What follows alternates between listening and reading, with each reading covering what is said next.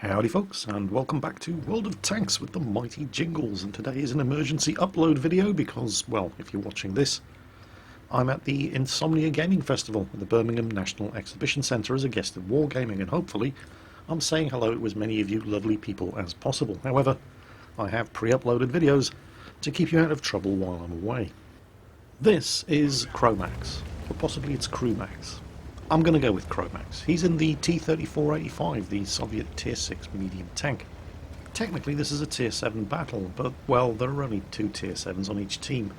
The majority of both teams are Tier 5s, there are a fair number of Tier 6s and a couple of Tier 7s, although the enemy team does have the advantage with the heavy tanks. They've got the AMX M445 and the Tiger P.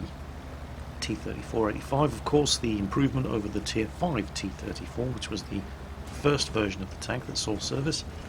Good tank, but one of the major problems was that it had a very, very cramped two-man turret, which meant that the commander also had to load the gun, as well as commanding the tank. Difficult to command the tank if you're having to load the gun in the heat of battle. The T-3485 features an improved turret, with space inside there for the commander, the gunner, and the loader, so the commander can get on with the job of actually commanding the vehicle in battle. And of course it also has that very, very nice 85mm gun, hence the name. Originally, the T-3485 in World of Tanks used to get the 100mm D10T gun, pretty much exactly the same gun that you see on the T-34-100 in the Czech tank line. Oh, hello, Mr. Dickermax. Dickermax there, trying to make the most of his fantastic gun depression, and that machine does have fantastic gun depression. Unfortunately, just that little bit of the tank that he had to expose to be able to get the gun over the top of the hill only has 50mm of armour. And they're being capped already. Of course, this is encounter mode, so they're not in any immediate danger of losing at this early stage. And he gets a shot into the KV-1 over there and does get a good damage roll, but it's not enough to take the kill. Enemy T-34 in the cap circle. They managed to get a T-34 and a Crusader in there in order to arrest the capture progress. Crewmax there having a bit of a close encounter with a VK as he attempts to take the long way around and avoid cresting the ridge there in order to get around behind the enemy tank in the cap circle. Potential kill on the Dickermax. Nope. Nope. Goes for the T-34. T-34 fires, bounces. He fires, bounces. Accelerates down the hill, goes for the ram, takes off most of his health, reloads, sets him on fire, kills the T-34. Cap is now clear of enemy tanks, and they've got 3 or 4 of their own inside the cap circle. Got the chance to do some damage to the ARL-44 caught in the open over there, and, well, he does damage to the ARL-44, but he takes a big hit from the AMX M445, who reveals his position by firing.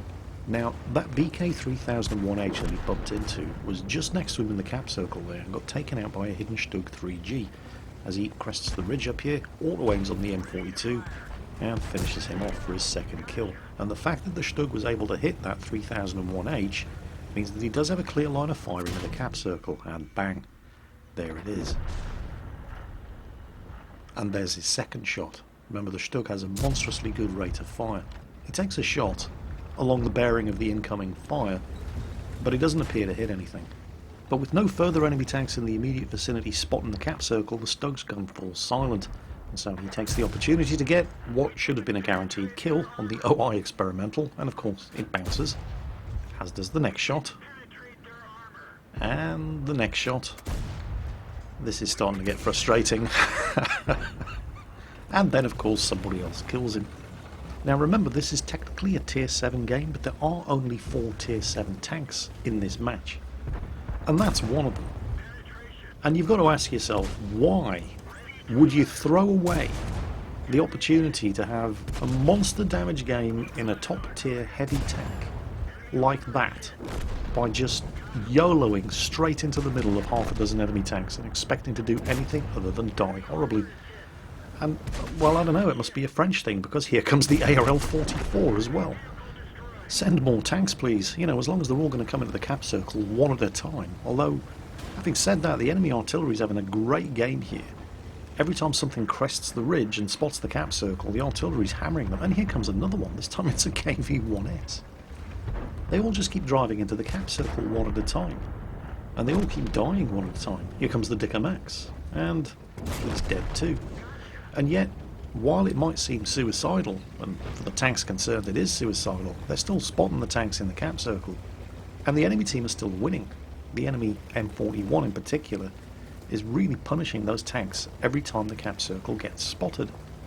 Still, there is only a difference of 1 kill in it so far, and while the enemy team have cleared up over on the eastern flank, Chromax's team still hold the cap circle, and they're still capping, which is putting pressure on the enemy tanks, like this VK, to get over here and do something about it before they're capped out. And in order to do that, he's gone across the gauntlet of the open ground over there, and he was getting hammered, and suddenly the scores are even, 10 kills apiece.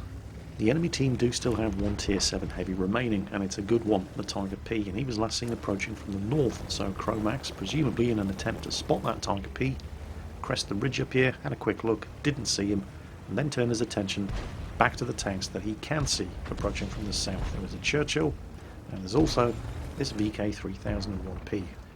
A tank with a decent gun, great mobility, garbage armour, and is just asking to die sitting in the middle of the open field like that. And just when the team are about to win by capping, the Tiger P pops up and the Stug scores a hit on the KD-1S, resetting the cap. The Tiger P has the perfect opportunity to just pump shots into the immobilised IS and spot for the artillery everything that pops out in order to put shots into him, but he does exactly the same thing that everybody else on the enemy team did as soon as they got within smelling range of the cap circle, and he just YOLOs right into it. And even the T-34 can get around the flank and put penetrating shots into him. So the Tiger P's now dead too. And the enemy team are running out of things that can actually get in there and spot the cap circle. There's the Churchill. There's no way the Churchill is going to cross that open ground and get up here without getting annihilated. So pretty much the only thing the Churchill can do is offer himself up as a target and try to spot the muzzle flashes for the artillery. And there are far better ways of doing that than driving out sideways on.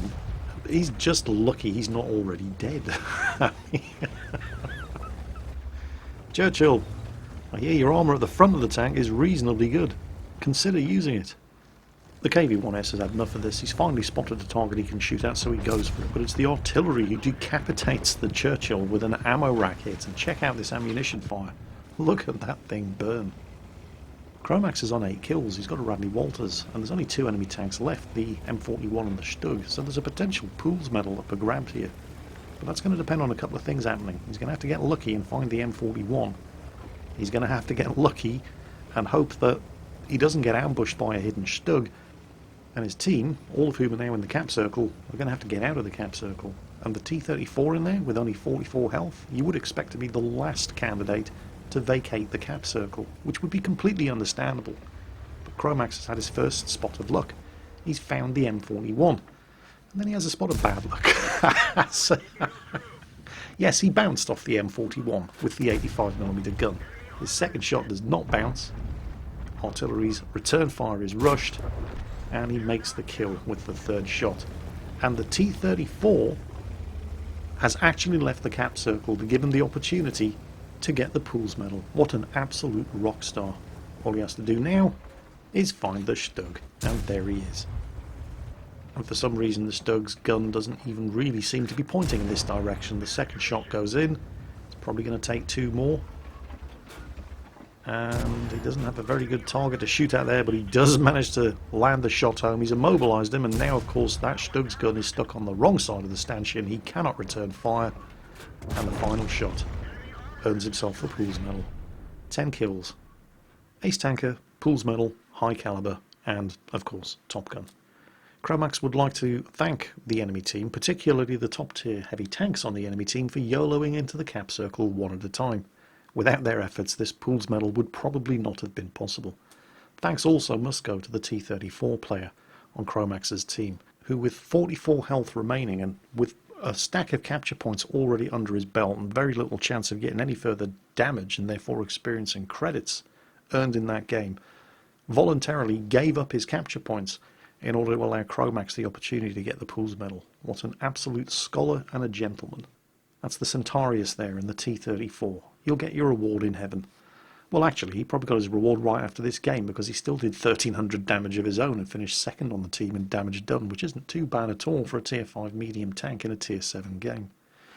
So, well played all round to the surviving tanks on Chromax's team. And, of course, Chromax himself, with over 3000 damage done in a tier 7 battle on Redshire in the T-34-85. I am, of course, at the Insomnia Gaming Festival today, where I hope to meet as many of you as possible. In the meantime, I hope you enjoyed today's video, and as always, take care, and I'll catch you next time.